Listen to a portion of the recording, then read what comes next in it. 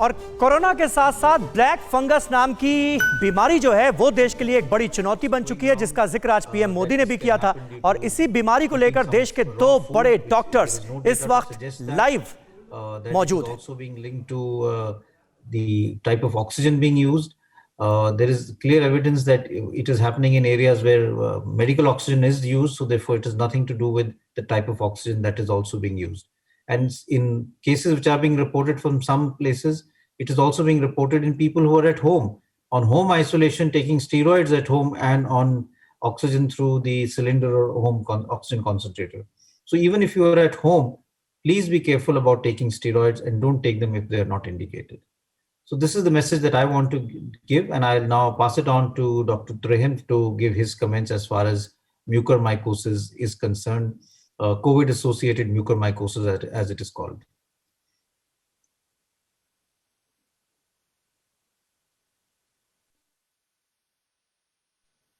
Sir, you are mute. Sorry. Thank you, Dr. Guleria. जैसे doctor साहब ने अभी बताया कि इसका बैकग्राउंड क्या है और क्यों आजकल हम इसको देख रहे हैं, तो तीन चीजों पे आप लोगों को ध्यान देना है कि ये जो फंगस है ये एनवायरनमेंट में खास करके सॉइल मिट्टी में मिलता है। बट नॉर्मली ये जिन लोगों का इम्यूनिटी ठीक होती है, जो लोग हेल्थी होते हैं, तो उनको कोई ये अटैक नहीं कर सकता। अब ये जो संक्रमण की वेव चली है, ये पिछली बार भी देखा गया था, पर अब और भी ज्यादा देखा जा रहा है कि एक तो संक्रमण की वजह से बॉडी वैसे ही वीक हो जाती है, दूसरा क्योंकि लंग्स पे या बॉडी के ऊपर इन्फ्लेमेशन का इफेक्ट पड़ रहा है तो हम स्टेरॉइड्स यूज करते हैं। और जिन लोगों में ज्यादा हाई डोज स्टेरॉइड्स यूज किए गए और वो डायबिटिक थे और उनका ब्लड शुगर पूरी तरह से कंट्रोल नहीं हुआ, तो वो उनका इम्यून सिस्टम कम होने की वजह से और शुगर हाई होने की वजह से वो वल्नरेबल हो जाते हैं इस जो फंगस है उसको, जिसको अपॉर्चुनिस्टिक फंगस कहते हैं, कि जहां उसको मौका मिलेगा कि वीक बॉडी मिली तो उसके ऊपर अटैक कर सकता है। तो इसीलिए जैसे आपको देखना है कि ऑलरेडी संक्रमण है, दूसरा स्टेरॉइड्स की जरूरत पड़ सकती है, पर वो बिल्कुल स्ट्रिक्टली एक एक्सपर्ट के अंडर ले, क्योंकि इसका जो डोसेज है उस पर भी डिपेंड करता है कि एक तो स्टेरॉइड्स को जल्दी नहीं देना, जब उसकी जरूरत होगी तभी देना है, और उस डोज में देना है जो इन्फ्लेमेशन को दबाने के लिए उचित है, और तीसरा जितनी जल्दी उसको खत्म किया जा सकता है स्टेरॉइड की यूज को, उतना ही फायदा है। तो इसीलिए ये तो खैर एक्सपर्ट डॉक्टर ही बताएगा कि कब शुरू करना है, क्या डोज में शुरू करना है और कब खत्म करना है, पर आपको एक बहुत ध्यान रखना है कि आपका ब्लड शुगर उस टाइम आउट ऑफ कंट्रोल ना हो।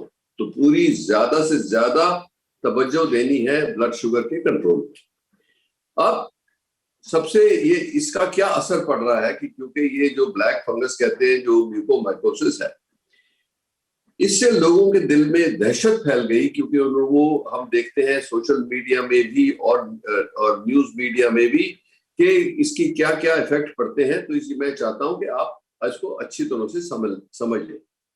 तो पहला जो है सिम्टम, जैसे डॉक्टर गुलेरी ने भी बताया कि उसी सिम्टम को पहले अगर जो पकड़ लेंगे तो इसकी ट्रीटमेंट ज्यादा सक्सेसफुल होती है। तो ये यूजुअली नोज के थ्रू जाएगा या माउथ में भी जा सकता है। तो आप देखेंगे कि साइनस में ये रिजाइड करेगा और मल्टीप्लाई करेगा, और इसकी तीन स्टेजेस होती हैं। एक तो ये है कि अगर जो हम इसको म्यूकस मेम्ब्रेन के स्टेज पे ही पकड़ लें तो सुपरफिशियल डेब्रीमेंट के साथ दवाइयां देते हैं, जो एम्फोटेरेसिन इसकी दवाई है, उसके कई वो इक्विवेलेंट मेडिसिन हैं, वो तो डॉक्टर डिसाइड करेगा। पर उसको अगर जो मेन चीज ये है कि जो जहां जहां ये फंगस लगा है, तो डायग्नोसिस में ये पता लग जाए कि नोज में स्टफीनेस है, पेन है, या एक साइड पे कोई, या गाल के ऊपर कोई स्वेलिंग हो रही है, या दांत कोई लूज हो रहा है, या कोई पैच दिख रहा है मुंह में, कोई फंगस टाइप के ब्लैकिश टाइप, तो इसका मतलब ये है कि उसी टाइम आपको पता लग जाएगा कि मुझे संक्रमण हुआ, मुझे स्टेरॉइड्स दिए गए मैं हाई डायबिटिक हूं तो अपने आप को चेकअप करवा लेना चाहिए, क्योंकि इसको जितनी जल्दी स्टेज 1 पे हम पकड़ेंगे उतना ही इसका इलाज सक्सेसफुली होगा।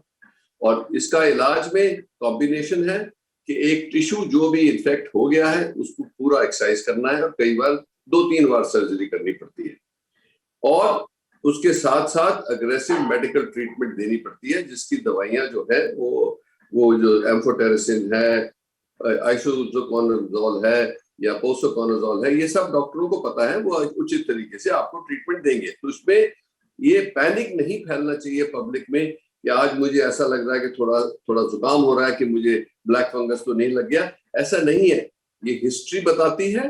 और जैसे मैंने बोला कि प्रिसाइज सिम्टम्स है, जैसे नोज में बहुत सारा स्टफीनेस हो, गाल में कोई दर्द हो रही हो, या कुछ ब्लैकिश स्पॉट्स अपीयर हो रहे हो, या आंख में धुंधला दिखना शुरू पड़े, या आईलिड स्वेलिंग हो रही है, या ये ब्रेन में भी जा सकता है, और ब्रेन में भी हेडेक, फीवर, ये सब बातें अगर जो होंगी तो आपको अपने डॉक्टर्स के साथ अपने संपर्क करें और इसकी एग्जामिनेशन कराएं।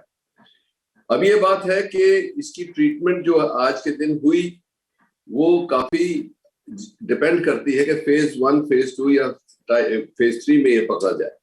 अगर जो वो फेज 1 में पकड़ा गया, जब नेजल पैसेज में है या नेजल साइनसेस में है या कोई दांत में लगा है, क्योंकि हमने वो भी केस देखे हैं कि दांत लूज हो गए हैं, तो इसका डायग्नोसिस जो होता है वो टिश्यू से होता है, ये स्वैब से नहीं होगा। जो टिश्यू का पीस लेके उसको माइक्रोस्कोप के नीचे देखते हैं तो पता लग जाता है कि ये फंगस है कि नहीं।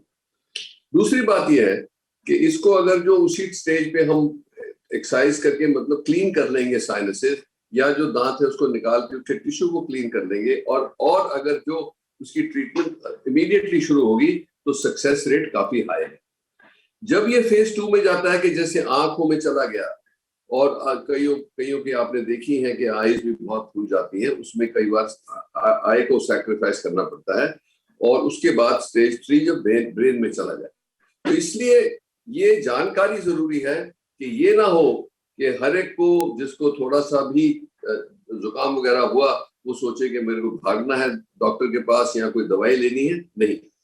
तीसरी बात ये मैं बताना चाहूंगा कि इसका जो इलाज है वो मेडिसिन है, पर ये मेडिसिन जो है लंबे अरसे तक चलती है, 4 से 6 हफ्ते, और कई दवाइयां तो हम 3-3 महीने भी देते हैं जिसमें बहुत सीवियर इन्फेक्शन हो। सो लापरवाही नहीं करनी। एक बार डायग्नोस हुआ है तो जो आपको डॉक्टर की टीम बता रही है उसको उसमें हिचकिचाहट नहीं करनी चाहिए, क्योंकि अगर जो टाइम वेस्ट हुआ तो ये जल्द से फैलता जाता है और लंग्स में भी जा सकता है, लिवर में भी जा सकता है। और इसके साथ साथ जिनको संक्रमण हुआ, जिन लोगों की कैंसर ट्रीटमेंट हो रही है, जिन लोगों जो पोस्ट ट्रांसप्लांट है, जिनको ये इम्यूनोसप्रेशन दिया जा रहा है, उनको भी ये लगने का खतरा रहता है। ये हमें पहले से पता है, पर इतने ज्यादा केसेस होते नहीं। आजकल हमने देखा है इस सेकेंड वेव में, जिसमें लंग्स की इन्फेक्शन और बॉडी पे इन्फेक्शन जो हो रहा है वो हाई हो रहा है, इसीलिए बहुत ज्यादा यूज हो रहा है स्टेरॉइड्स, और हमारी बहुत संख्या है डायबिटिक्स की। तो इन सबको मिलके पूरे सावधान रहें, और आने वाले टाइम में इसकी जो जैसे जैसे इसका ट्रीटमेंट चलता जाएगा, नई नई दवाइयां भी आ रही हैं, तो इसीलिए मेरे को ऐसा एक ही चेतावनी देना चाहता हूं कि इसके ऊपर लापरवाही ना करें। अगर जो आपका गाल सूज रहा है या आंख सूज रही है या दांत लूज हो गए हैं या माउथ में कोई ब्लैक पैच दिख रहा है, तो उस टाइम लापरवाही करनी महंगी पड़ सकती है। इसीलिए ब्लैक जो फंगस को कहते हैं, इसको कंट्रोल किया जा सकता है। कुछ तो हम डॉक्टर करेंगे कि इसके साथ, क्योंकि जो judicious use of steroids and good control of diabetes is the key for prevention. Once you have it, get diagnosed and treat early. That's the key. नमस्कार। परवाह देश की, सोमवार से शुक्रवार रात 10 बजे TV9 भारतवर्ष पर।